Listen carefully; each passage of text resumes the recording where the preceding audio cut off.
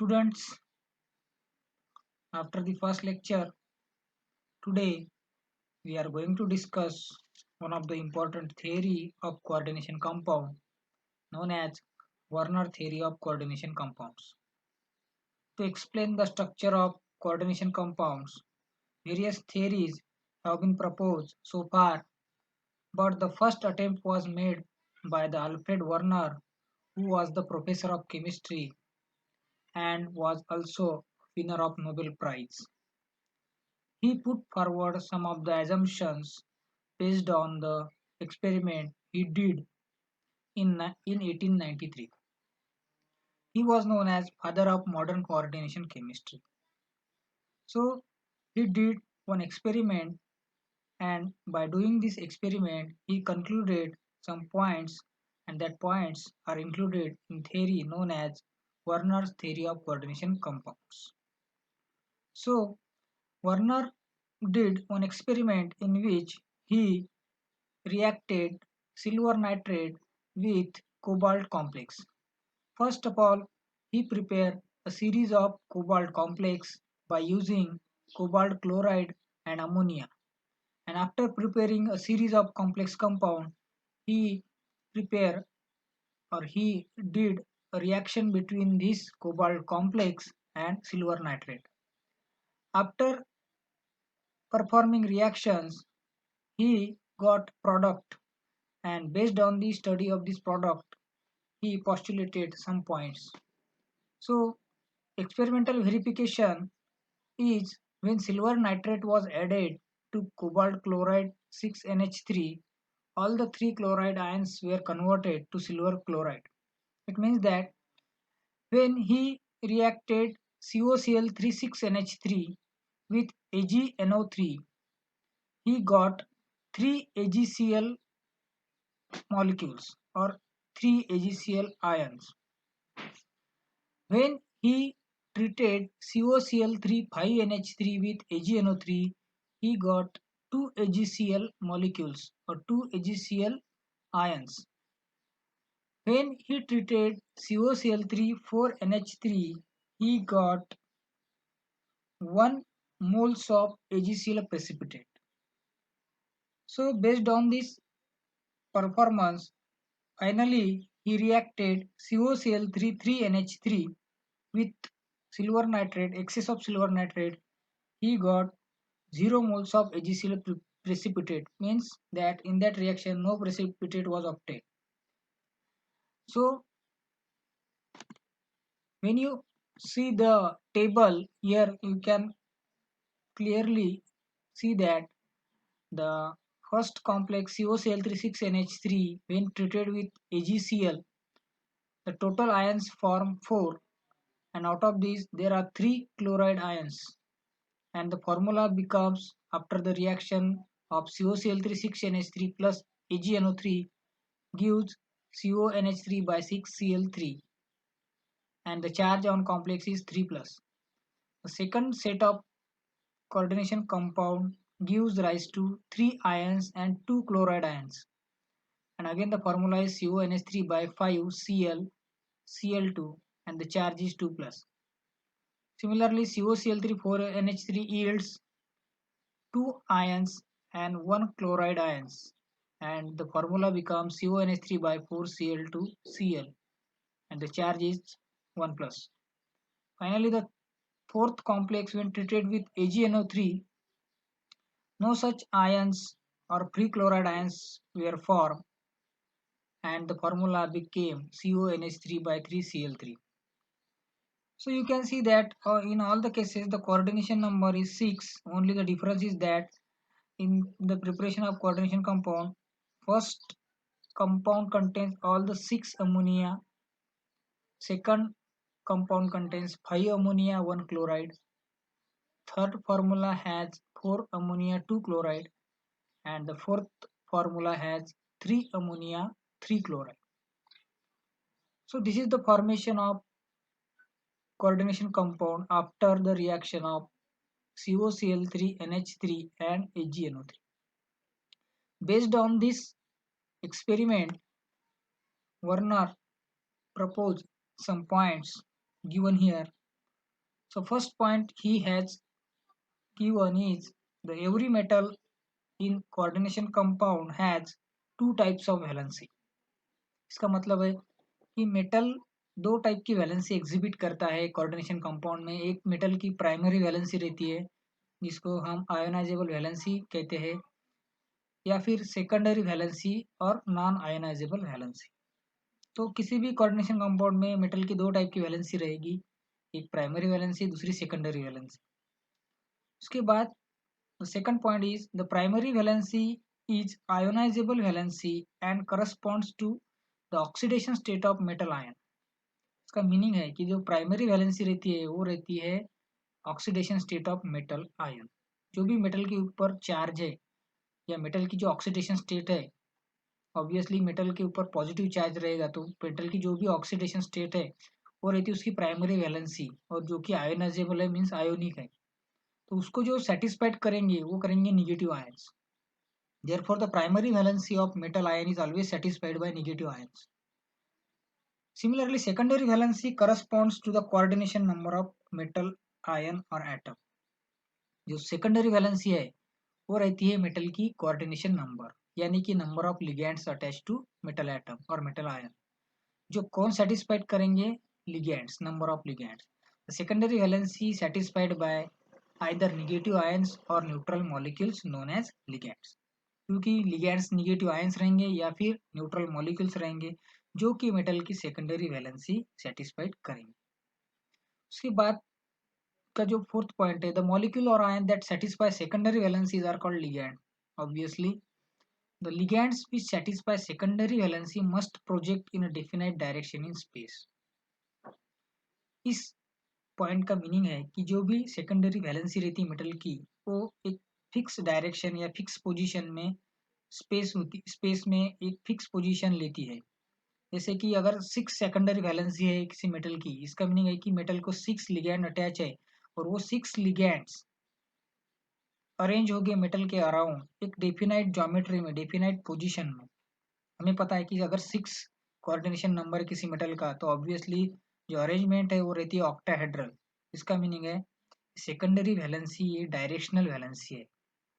अगर किसी मेटल की सेकेंडरी वैलेंसी 4 है, if the metal ion has 4 valency or 4 secondary valency, it means that these are arranged in either tetrahedral or square planar arrangement around the central metal ion.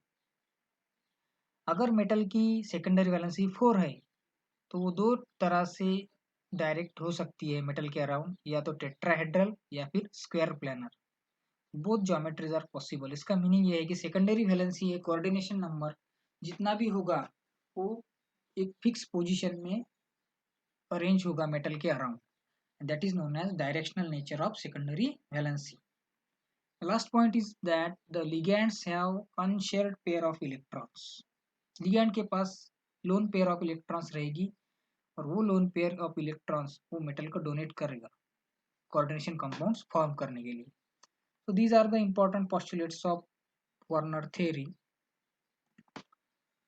Now here by using this example we can explain the different aspects of Werner theory. So Werner prepare four complexes CONH3 by CONH3 by 6, ये उसने complex बनाया। दूसरा बनाया CONH3 by 5Cl, एक बनाया CONH3 by 4Cl2 और चौथा बनाया CONH3 by 3Cl3।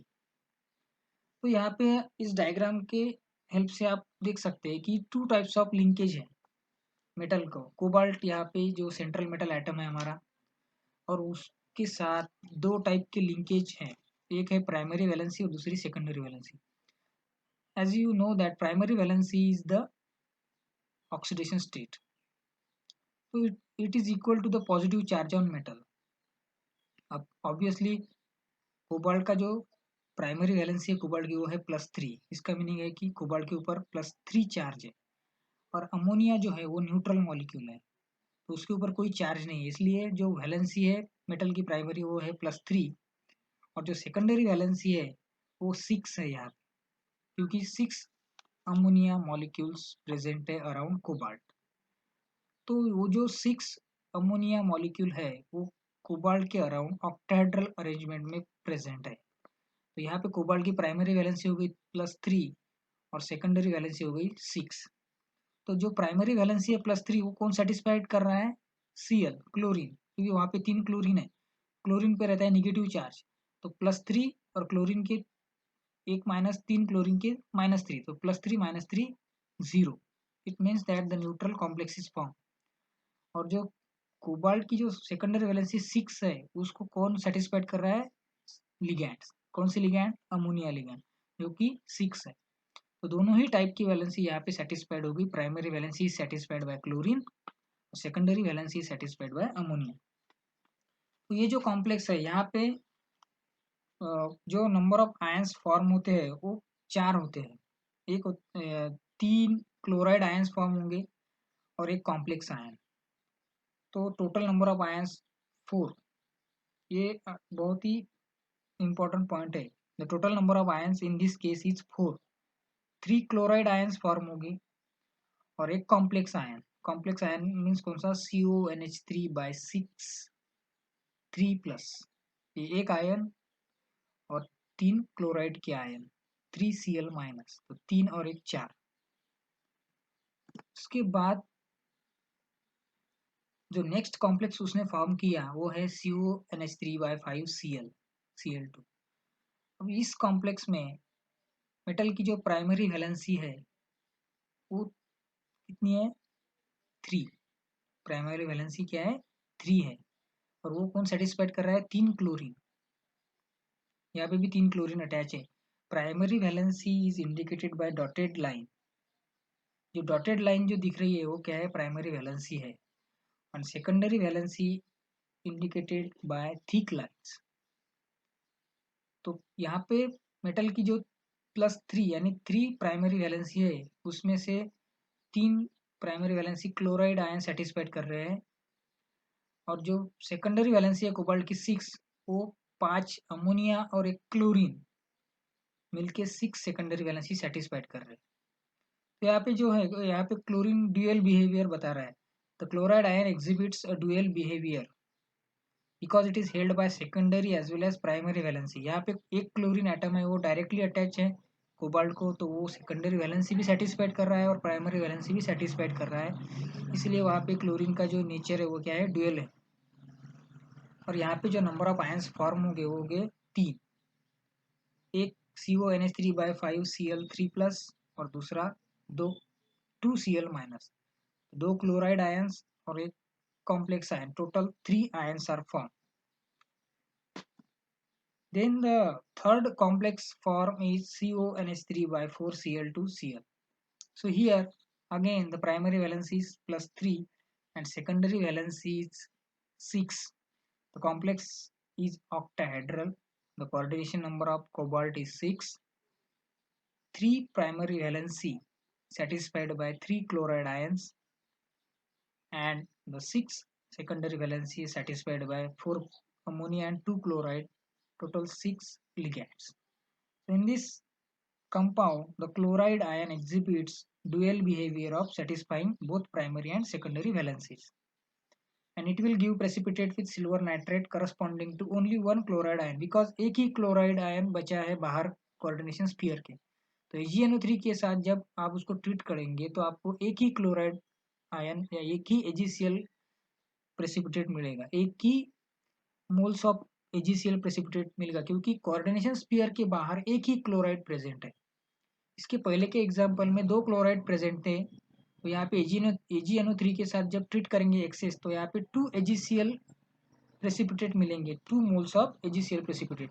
इस एग्जाम्पल में 3 chlorine is available to react with AgNO3, so 3 AgCl moles of precipitate can be obtain.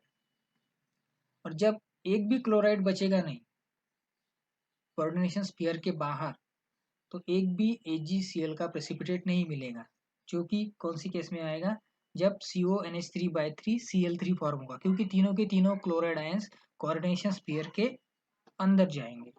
तो AgNO3 के साथ रिएक्ट होने के लिए कोई भी क्लोरीन बचेगा नहीं, तो AgCl प्रेसिपिटेट फॉर्म नहीं होगा। तो in this way Werner theory can explain the directional nature of secondary valency and the importance of primary valency. So Werner prepared large number of complex of other metals ions also. He also explained the formation and behavior very correctly. तो Werner ने इस तरह बहुत सारे complexes को बनाया और उनका स्टडी किया, इसीलिए Werner is one of the most according to me young scientist who received Nobel Prize and my favorite scientist. But there are some limitations to Werner theory, as you can read. It fails to explain why all elements don't form coordination compound. सभी elements coordination compounds क्यों नहीं form करते, ये उसने बताया नहीं. Certain elements can form coordination compounds. We know that there are transition metals, and in inner transition metals they can form coordination compound, but other elements cannot form coordination compounds. तो ये भी है उसका एक लिमिटेशन है. Also it failed to explain the directional properties of bonds in coordination compound. उसने ये तो बताया कि सेकेंडरी वैलेंसी ये डायरेक्शनल वैलेंसी है, लेकिन जो डायरेक्शनल प्रॉपर्टीज है बॉन्ड्स की कोऑर्डिनेशन कंपाउंड्स में वो नहीं बताया उसने. उसने एक्सप्लेन नहीं किया कि कौन कि बॉन्ड डिस्टॉर्ट होगा या उसकी ज्योमेट्री फिक्स रहेगी, because we know that geometry is not perfect because bonds are vibrating, तो ज्योमेट्री डिस्टॉर्ट होती है, तो उसने डिस्टॉर्शन बताया नहीं. Then he does not explain the colour and the magnetic and optical properties shown by coordination compounds. Again, this is a important point. He did not explain the color, because we know that many coordination complex are color. बहुत सारे coordination compounds color हैं. उसके बाद the magnetic properties भी है, कुछ complexes paramagnetic है, कुछ complexes डायमैग्नेटिक है, कुछ complexes chiral है, कुछ complexes अकायरल है, मीन्स वो ऑप्टिकल आइसोमर्स है. तो ये जो उसने थ्योरी प्रपोज किया उसके बेस पे जो उसके कुछ लिमिटेशंस है वो भी अब हमें समझने होंगे. तो उसने कलर एक्सप्लेन नहीं किया, क्योंकि हमें पता है कि पहला वाला जो कॉम्प्लेक्स है उसका कलर येलो रहता है, सेकंड वाला जो कॉम्प्लेक्स फॉर्म किया उसका कलर पर्पल है, थर्ड वाले का green and fourth one yellow और वायलेट. तो ये जो चार डिफरेंट कलर के उसने कॉम्प्लेक्स फॉर्म किए, लेकिन उसने एक्सप्लेन नहीं किया कि why this compound exhibits colours. So this is how the Werner theory can be explained. So thank you for watching this lecture. Thank you.